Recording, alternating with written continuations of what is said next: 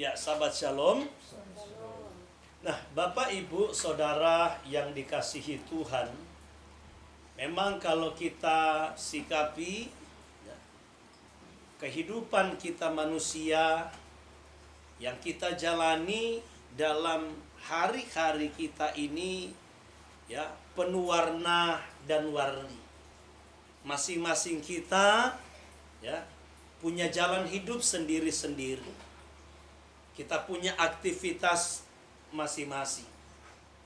Tetapi saudara-saudaraku, yang menarik di sini, kalau kita lihat, ya, kenapa kadang-kadang, misalnya kita makan satu santapan yang sama.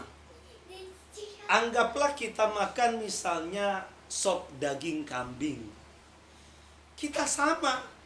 Menikmatinya sama, menunya sama, banyaknya sama. Tetapi tidak berapa lama sesudah makan, yang satu bisa sakit kepala, yang satu enggak.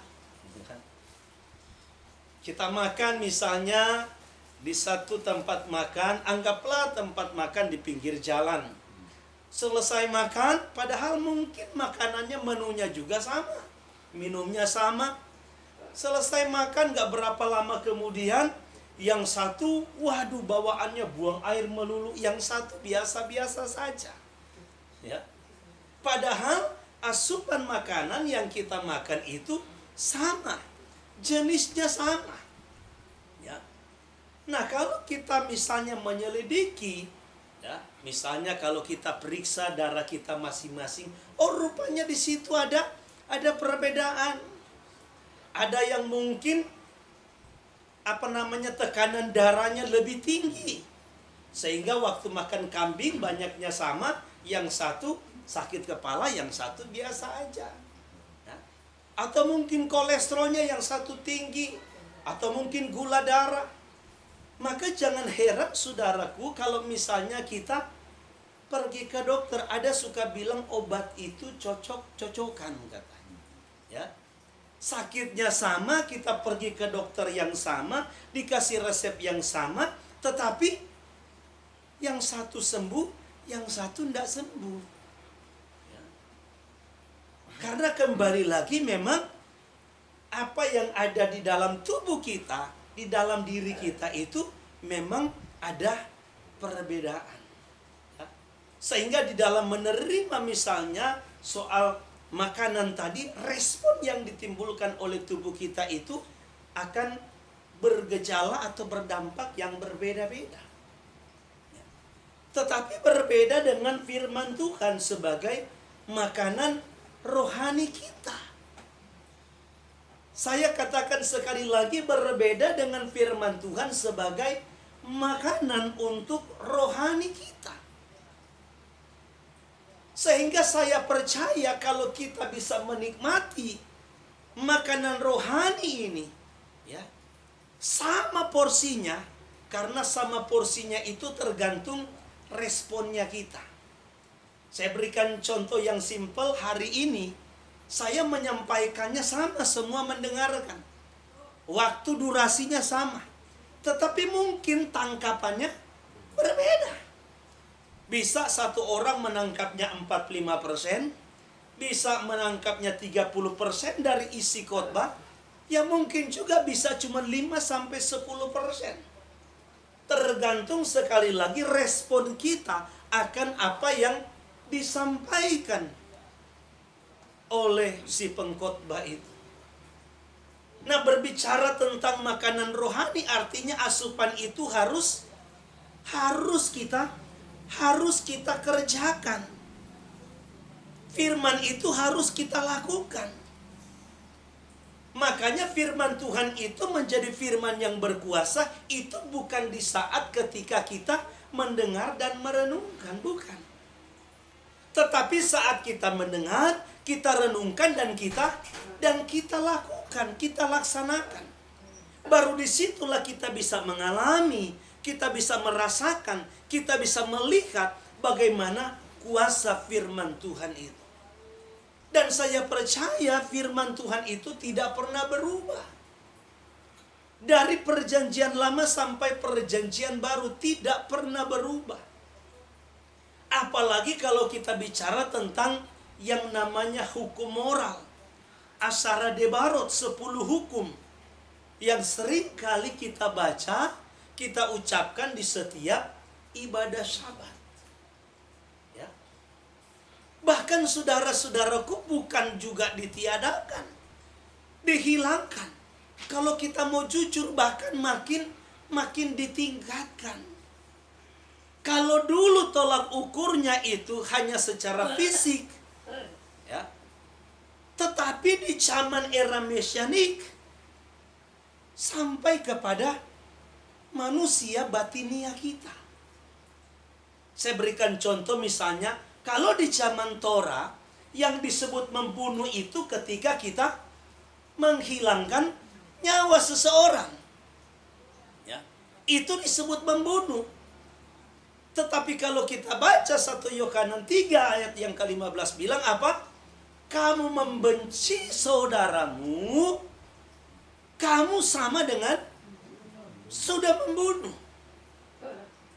Kalau berzina di zaman dulu saudara, zaman Israel kuno yang disebut berzina itu kalau seandainya ada 2-3 orang saksi,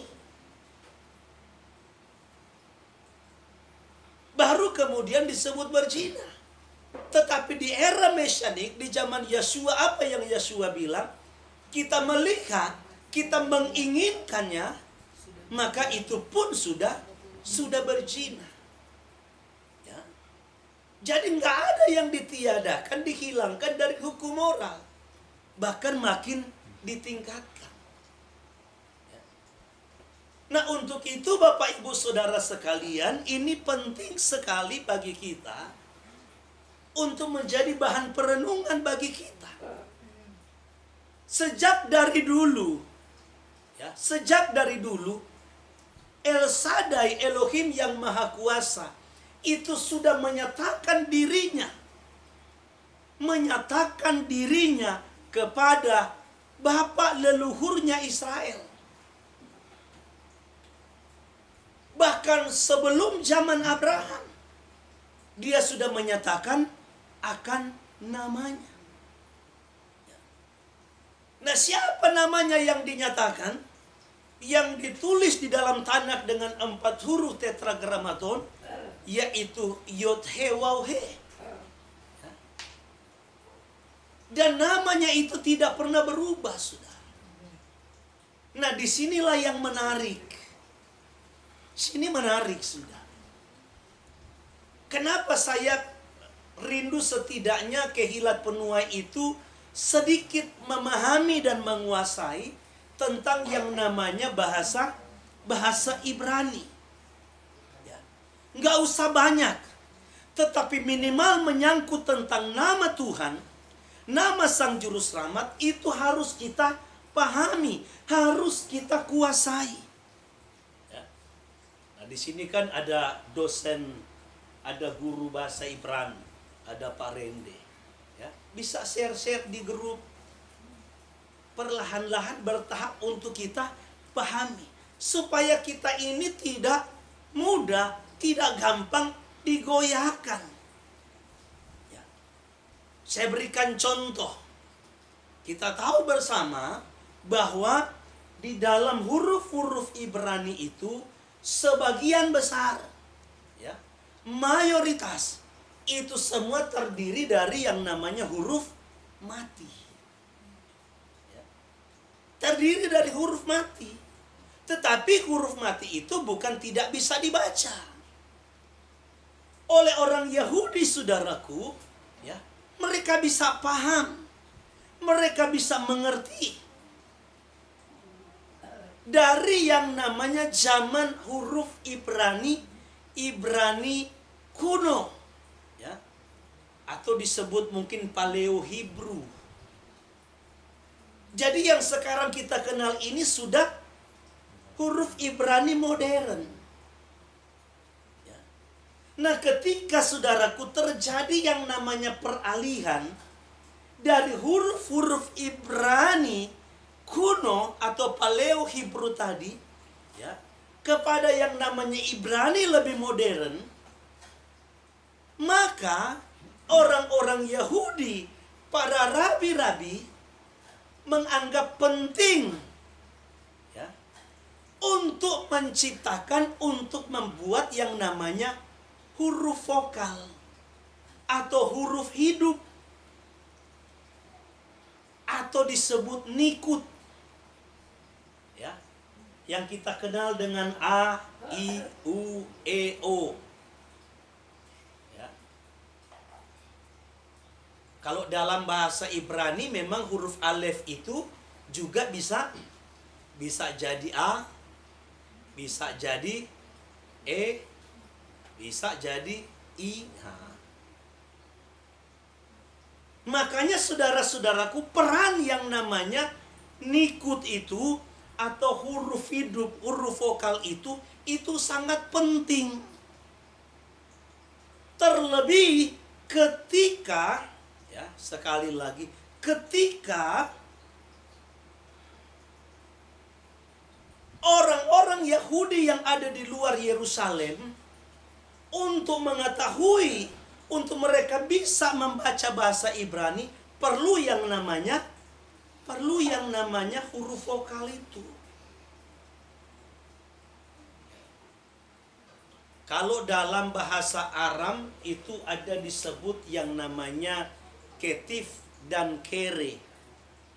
Ketif itu cara penulisan, ya, termasuk vokal-vokal tadi. Dan kere itu adalah cara pengucapan.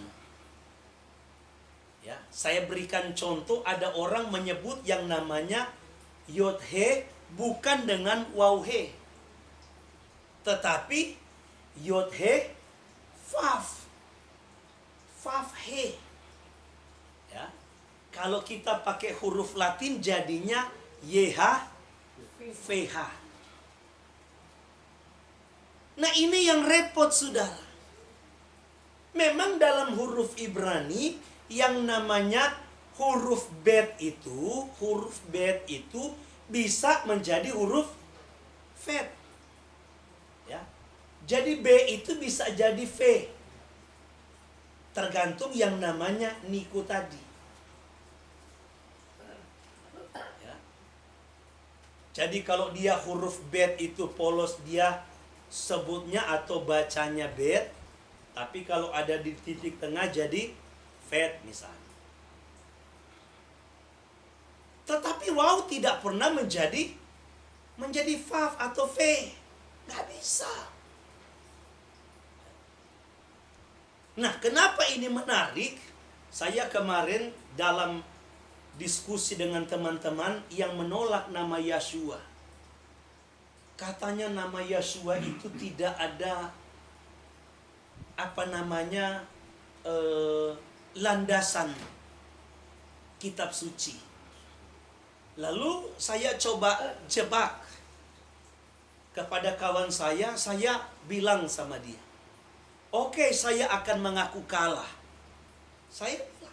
Saya akan mengaku kalah dalam argumen, dalam kitab berapologet.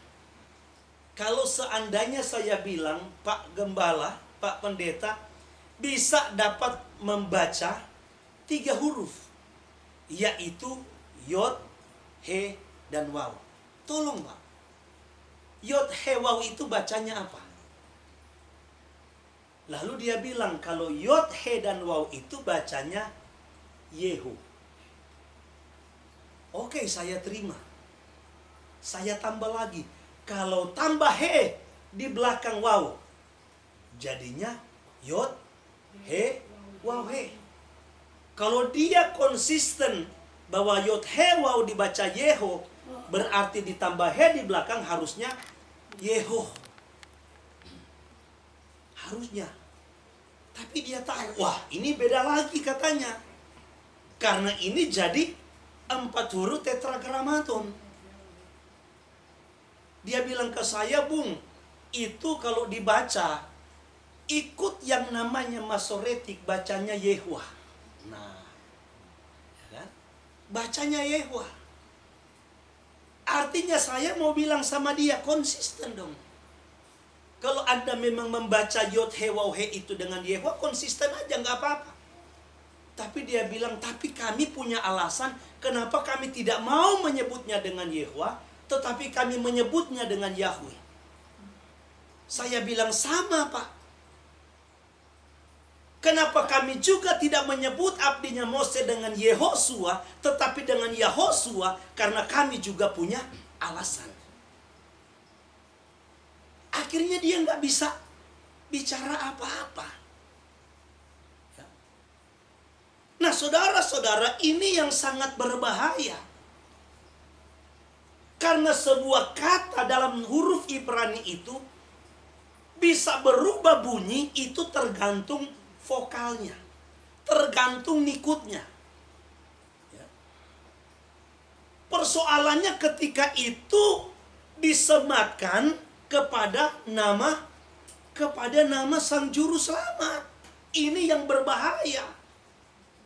Makanya kalau saudara baca dalam beberapa sumber, Yod He Waw He itu, saudara, nggak pernah, kalau ikut yang saya bilang tadi ada bantuan huruf vokal, tidak ada satu bukti yang menulisnya dengan membacanya atau menyebutnya dengan Yahweh. Nggak ada. Nah, ini perbuatan siapa? Ini ulah siapa? Ini tidak lain adalah perbuatan dan ulah daripada para rabi. Yang tidak lain adalah orang-orang Yahudi. Saya punya beberapa bukti. Ada di situ bisa bacanya Yihwo. Ada Yehwa. Ada Yohwi. Nah, saudara mau pilih mana? Makanya kenapa ada kelompok teman-teman kita yang lebih memilih daripada kita tidak menghormati namanya, daripada kita salah menyebutnya, karena ada beberapa variasi tadi, maka mereka lebih memilih untuk menyebutnya dengan Adonai dan Hashem. Mereka lupa bahwa kata haleluya itu artinya adalah pujilah Yah. Siapa Yah itu? Dalam kitab suci kita, saudara, ya, kata Yah itu ada sekitar 50 ayat. Lalu siapa Yah itu? Yah itu merupakan bentuk singkat dari nama yang kudus itu, yang tidak lain adalah Yahweh. Saya sedikit lagi sebelum masuk kepada intinya. Perhatikan ini baik-baik. Argumen dari teman-teman kita yang memakai nama Yeshua, bahwa tidak ada nama, sekali lagi, tidak ada nama pribadi yang kalau hurufnya dimulai dengan huruf Yod He, itu dibaca dengan Yah. Tetapi harus dibaca dengan Yeh. Saya tanya, apakah saudara juga bisa jawab? Silakan. Kenapa Yod He pada sebuah nama pribadi itu tidak bisa dibaca Yeh tetapi Yah? Tidak bisa dibaca Yah tetapi Yeh. Apakah memang kaidah? Apakah memang tata bahasa Ibrani seperti itu? Apakah memang ada kaidah seperti itu? Kalau memang ada kaidahnya seperti itu, berarti tetragrammaton tidak boleh kita panggil, kita baca dengan Yahweh. Kalau seandainya ada kaidah itu, nggak boleh.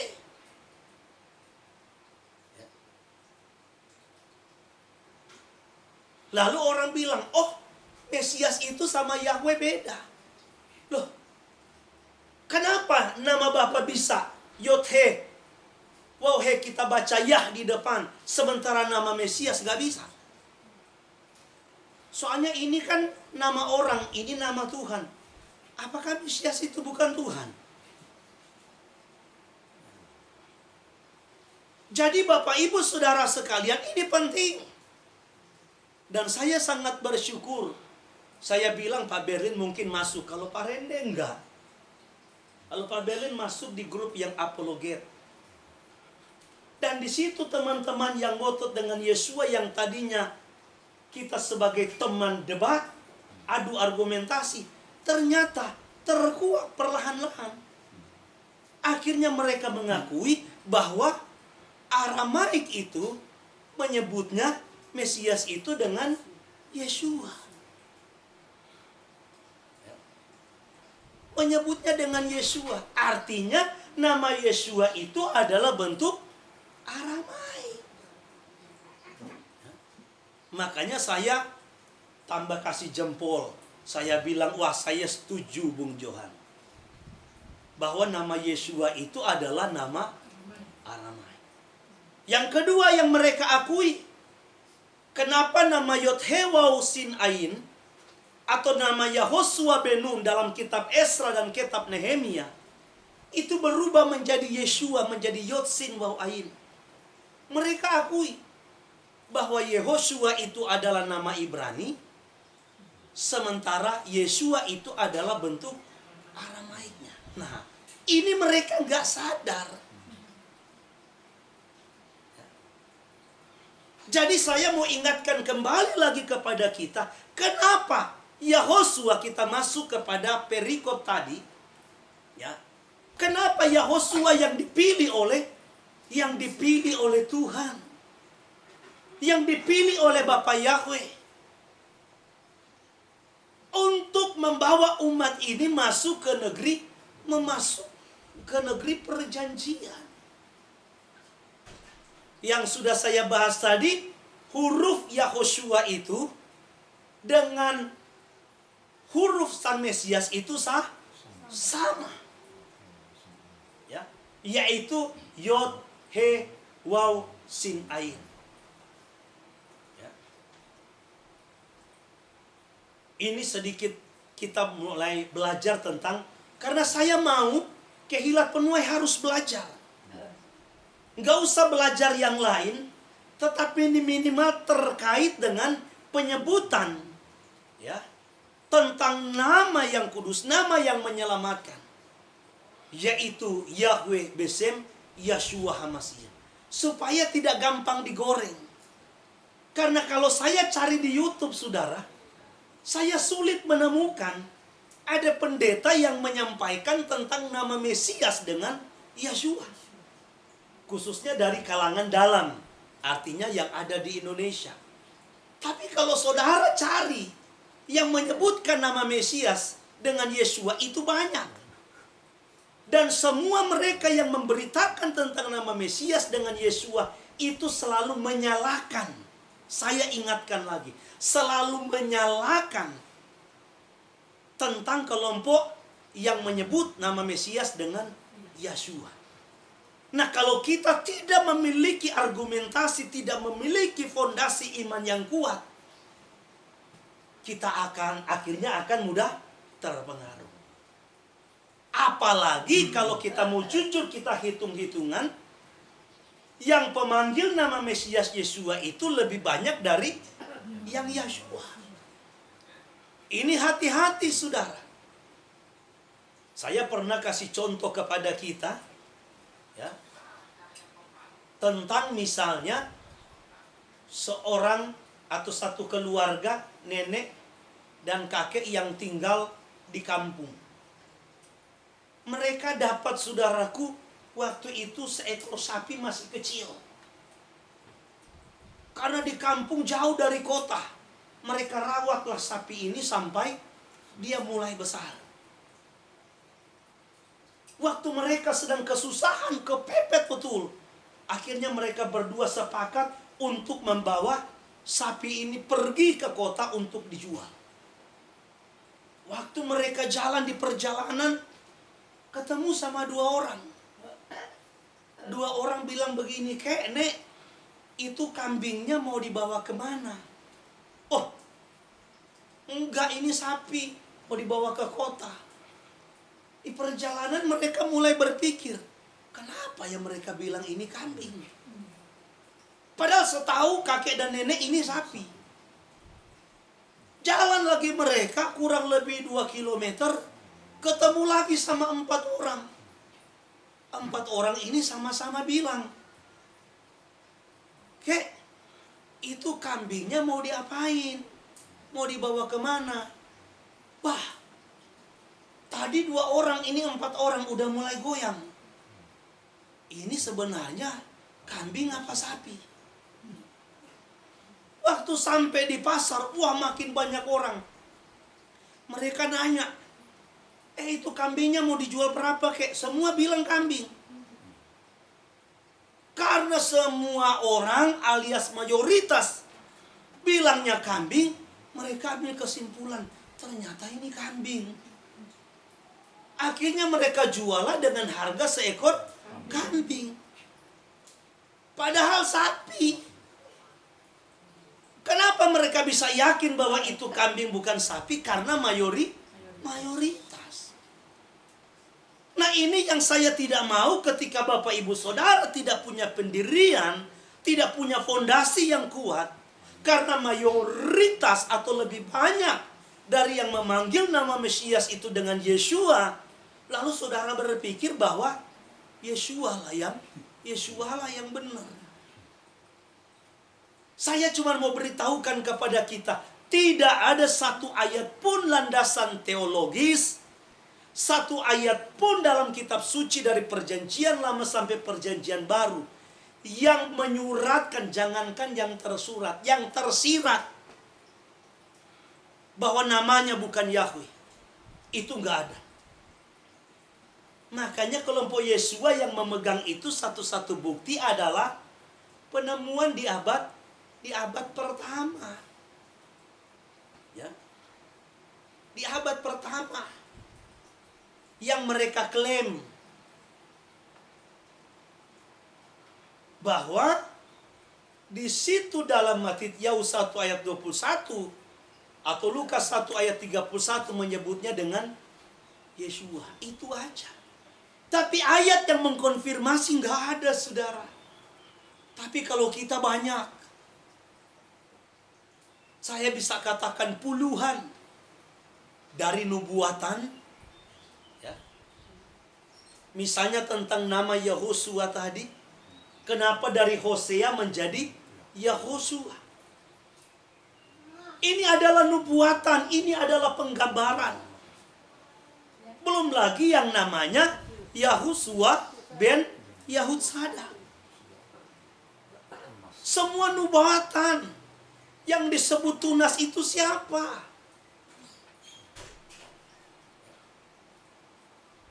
Saya berikan contoh. Ibrani pasal 4 ayat yang ke-8. Mari kita lihat.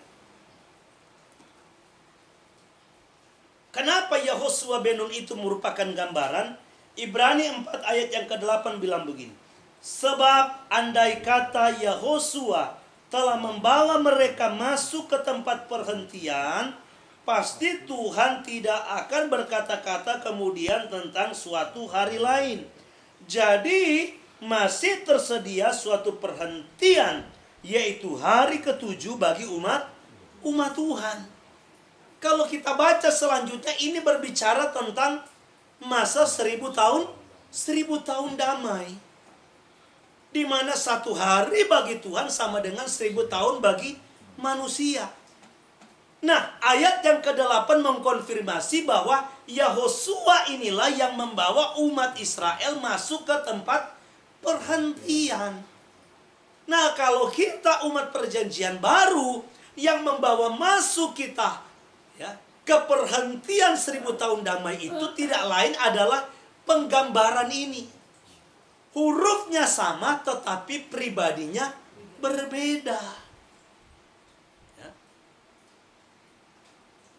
Sekali lagi pribadinya beda. Jadi kalau kita menyebutnya dengan Yeshua, ya, itu merupakan bentuk singkat dari Yahweh penyelamat.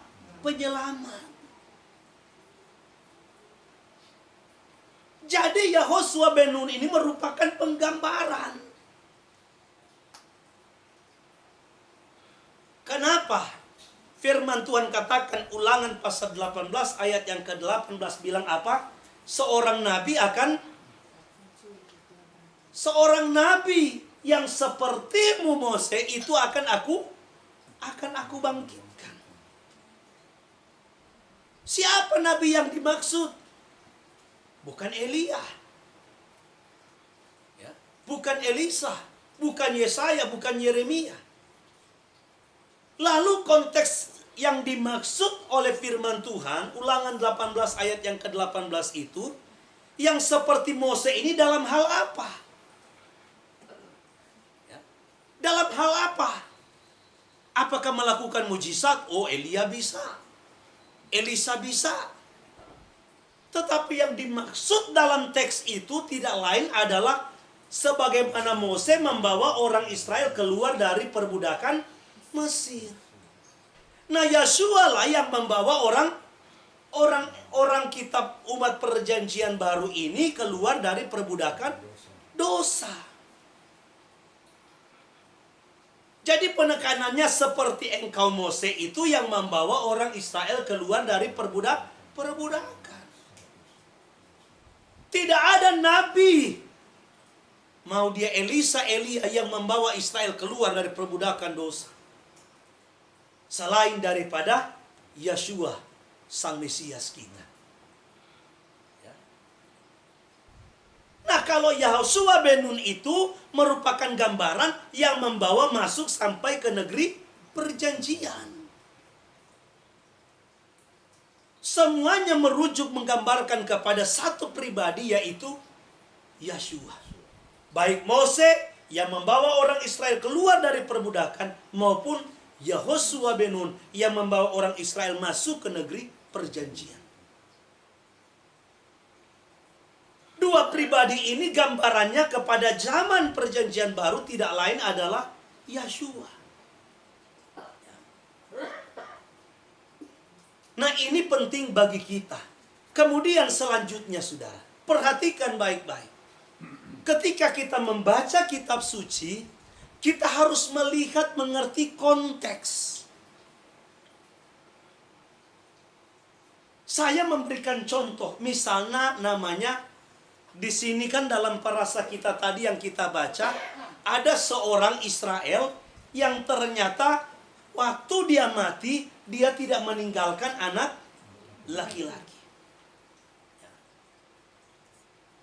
Pentingnya, saudaraku, anak laki-laki di kalangan orang Israel, ya, ini sangat penting. Di zaman itu, saudaraku, jangan kita pikir yang namanya perempuan dan laki-laki itu sama.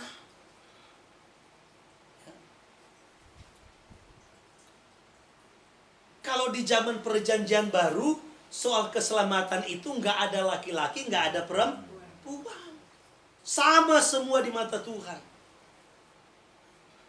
Nah, begitu juga di zaman dulu, saudaraku, 2000 tahun kira-kira mungkin sebelum Mesias lahir, yang namanya anak sulung dengan yang bukan anak sulung itu diperlakukan beda.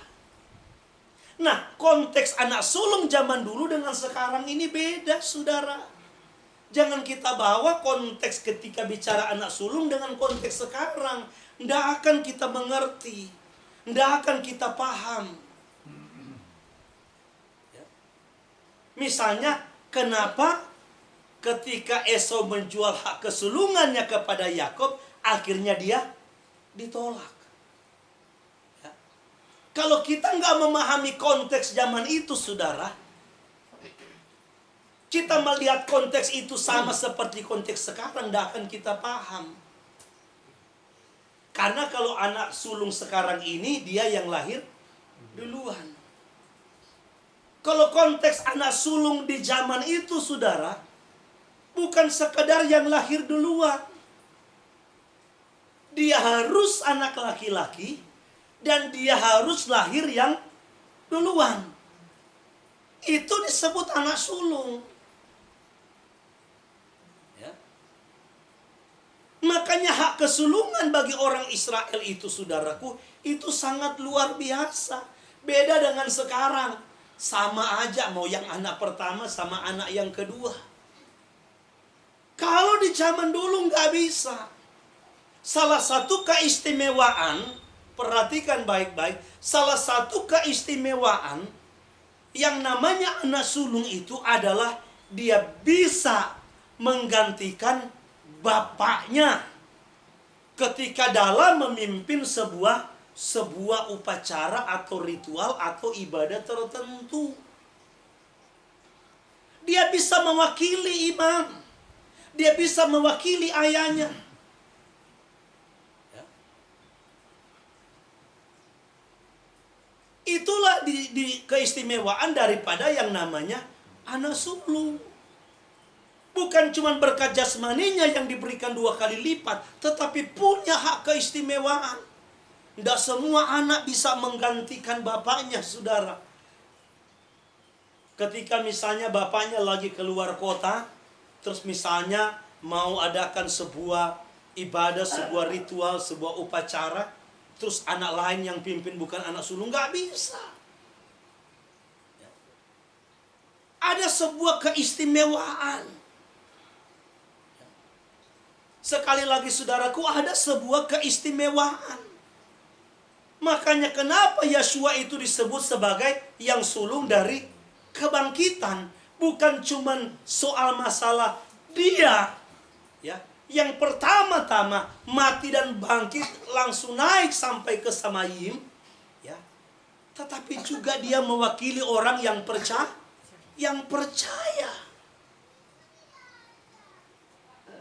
Yang disebut di dalam Ibrani pasal yang ke-8 sebagai imam besar. Ya. Yang disebut dalam Ibrani pasal yang ke-8 sebagai imam besar. Nah, kenapa saya bilang konteks itu penting? Kita kembali kepada nama Bapa, kepada nama yang kudus. Ada argumentasi yang kelihatannya secara nalar berpikir kita, logika berpikir kita itu sangat masuk di akal. Bahwa sebagai anak kita tidak sopan, tidak hormat ketika kita memanggil sang bapak kita, orang tua kita dengan menyebutkan nama. Itu kurang ajar namanya. Itu kurang ajar namanya. Jadi kita melihat yang namanya konteks dulu itu dengan kita bawa konteks sekarang. Yang memang mungkin bagi budaya timur, budaya kita ini, orang-orang timur, menyebut atau memanggil nama bapak dengan sebuah nama itu kurang ajar. Betul. Kalau kita bawa ke budaya kita sekarang. Tapi dalam konteks firman Tuhan, saudaraku, itu bukan kurang ajar. Karena kita diperintahkan oleh Bapa sendiri, kita disuruh oleh Bapa sendiri untuk memanggil namanya, untuk menyerukan namanya, untuk memasyurkan namanya. Dia tidak pernah bilang kepada kita anak-anaknya, jangan panggil namaku, panggil aja dengan Bapa atau Adonai Tuhan. Enggak, saudara. Dia suruh kita panggil, dia suruh kita sebut, dia suruh kita masyurkan. Maka saya katakan jangan pernah kita ragu. Jangan pernah kita diintimidasi dan merasa bahwa kita tidak hormat.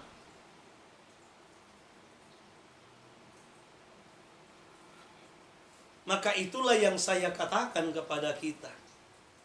Penting bagi kita bukan kita sekedar memasyurkan namanya, berseru dan memanggil namanya. Tetapi kita perlu hidup di dalam firman-Nya. Kita perlu melakukan apa yang Dia inginkan. Sehingga di satu sisi ketika mulut kita memasyurkan, memuliakan namanya, kelakuan kita juga selaras dengan ucapan kita. Selaras dengan ucapan kita. Karena saya selalu memberikan analogi yang sederhana. Kalau anak kita misalnya ceritakan tentang nama saya sebagai bapaknya, Kalau anak kita ini punya prestasi, ya, dibanggakan, mungkin dia juara 1, apalah lomba mungkin yang dia ikut sertakan, ya. Dia juara 1, kamu anak siapa? Oh, saya anaknya Nixon Saraminang. Wah, saya akan bangga. Tapi kalau dia dalam penjara, terus kemudian tanya, kamu anak siapa? Aduh, saya anak Nixon Saraminang, malu saya. Kalau perlu saya nggak mau akui dia sebagai anaknya, anak saya. Ya. Maka kita pun harus menjadi anak-anak yang dibanggakan oleh Tuhan, dinikmati oleh Tuhan, supaya kita pun boleh dimuliakan oleh Tuhan. Jadi Bapak Ibu Saudara sekalian, inilah pentingnya bagi kita untuk kita boleh mengerti dan memahami tentang yang namanya konteks menyebut nama itu dengan hormat.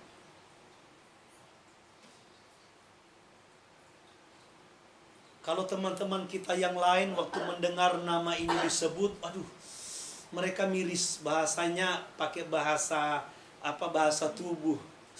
Aduh, katanya. Ya. Banyak orang menganggap bahwa kita bangsa Goyim ini tidak layak. Dan saya pun harus ingatkan kepada kita, jangan sampai kita juga dipandang tidak layak oleh Tuhan. Karena di satu sisi kelakuan kita bertentangan dengan apa yang Tuhan inginkan. Bertentangan dengan apa yang Tuhan mau.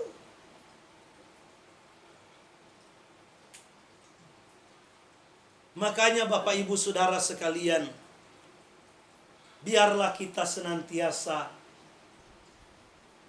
belajar dan terus belajar akan kebenaran firman Tuhan. Supaya saudara tidak mudah untuk digoyahkan.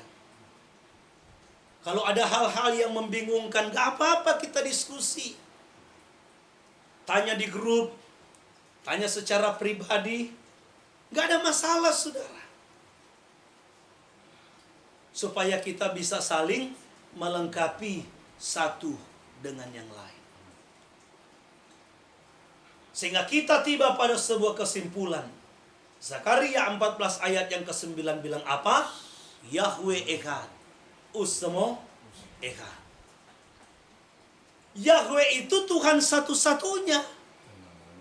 Dan namanya pun apa? Satu-satunya. Jadi nggak mungkin kalau dia sehakikat, dia satu substansi, tetapi begitu dia datang ke dunia ini, namanya jadi berbeda. Karena dari perjanjian lama sudah dinubuatkan di sana bahwa yang menyelamatkan itu adalah Yahweh, bukan nama lain. Makanya kemarin atau mungkin saya ulang lagi ini, ya, karena banyak pendeta-pendeta yang salah paham sebenarnya dengan isi khotbah daripada Pak Erastus Sabdono. Jadi rame-rame buat YouTube untuk menyanggah. Kan?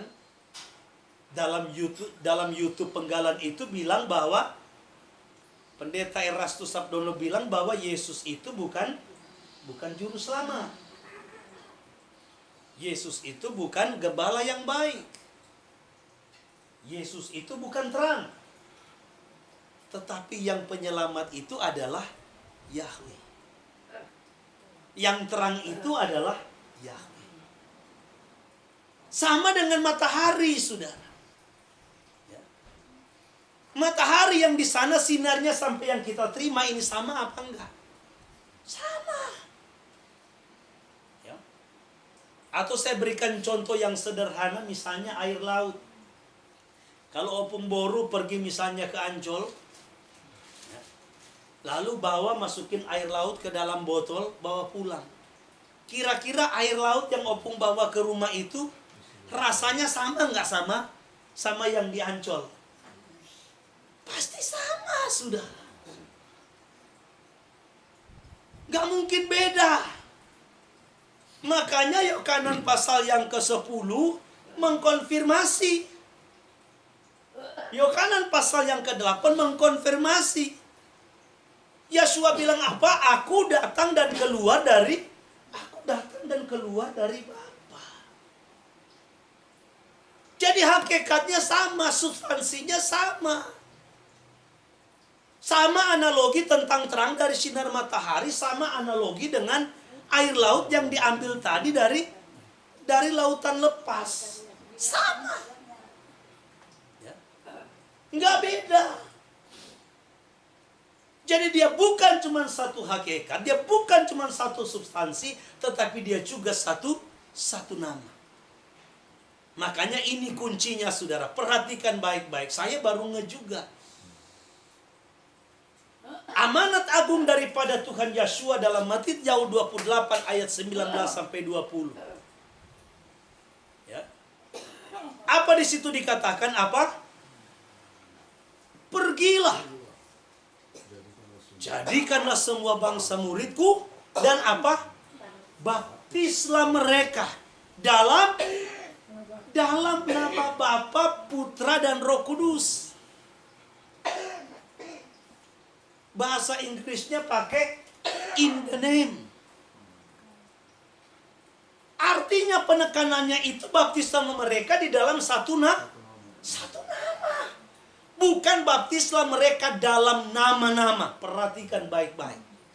Bukan baptislah mereka di dalam nama-nama. Dalam nama Bapa Yahweh, dalam nama Yeshua HaMasiah, bukan. Saya baru saudara. Tetapi baptislah mereka dalam satu nama.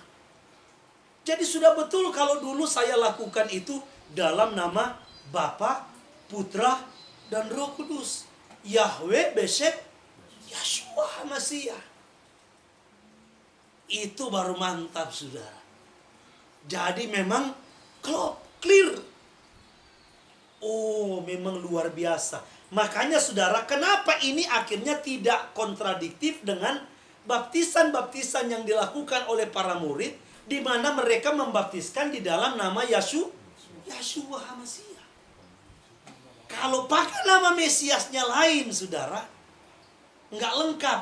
Ini kontradiktif dengan yang di Matius 28 ayat 19-20. Karena cuma nama Yeshua. Tapi kalau baptisnya dengan nama Yeshua, memang di situ ada nama Bapa. Satu nama. Ya. Makanya saudaraku, bersyukurlah kita. Kalau ada di antara Bapak Ibu Saudara yang masih belum paham, ya, nanti di grup, ya, bisa berbagi, Pak Rende bagi tulisan khusus nama Mesias, nama Bapa. Ya, Pak Fani, kita saling melengkapi.